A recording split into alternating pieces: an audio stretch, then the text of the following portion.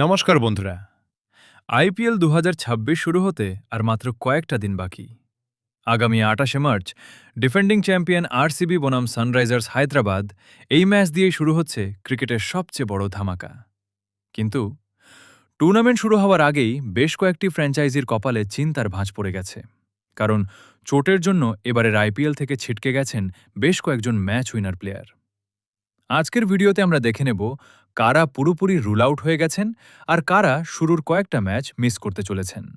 চলুন শুরু করা যাক। প্রথমেই আসি রাজস্থান রয়্যালসের কথায়। ফ্যানদের জন্য এটা একটা বড় ধাক্কা।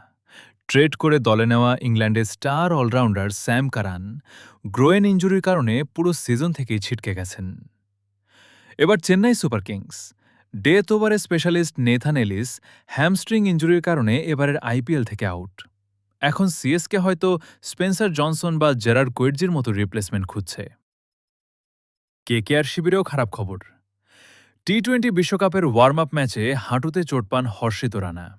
এরপর সার্জারি, ফলাফল পুরো সিজন থেকেই ছিটকে গেলেন তিনি। সানরাইজার্স হায়দ্রাবাদের নতুন অস্ট্রেলিয়ান রিক্রুট জ্যাক অ্যাডওয়ার্ডস ৩ কোটি টাকায় কেনা এই প্লেয়ারও পায়ের চোটের জন্য আইপিএল ডেবিউ করতে পারছেন না। কিন্তু এখানেই শেষ নয় বন্ধুরা, আরও বেশ কয়েকজন সুপারস্টার প্লেয়ার শুরুর দিকের কয়েকটা ম্যাচে দলের সাথে থাকতে পারবেন না।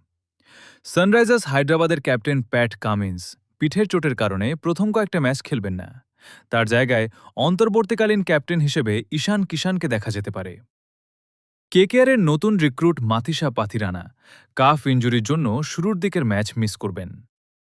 ডিফেন্ডিং চ্যাম্পিয়ন আরসিবির জশ হ্যাজেলউড এবং দিল্লি ক্যাপিটালসের মিচেল স্টার্ক ওয়ার্কলোড ম্যানেজমেন্ট এবং চোট সারিয়ে ওঠার কারণে প্রথম ফেজে থাকছেন না।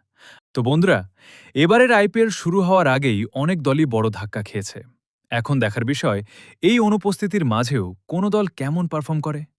আপনার মতে সবচেয়ে বেশি বিপদে কোনো দল? কমেন্ট করে অবশ্যই জানান।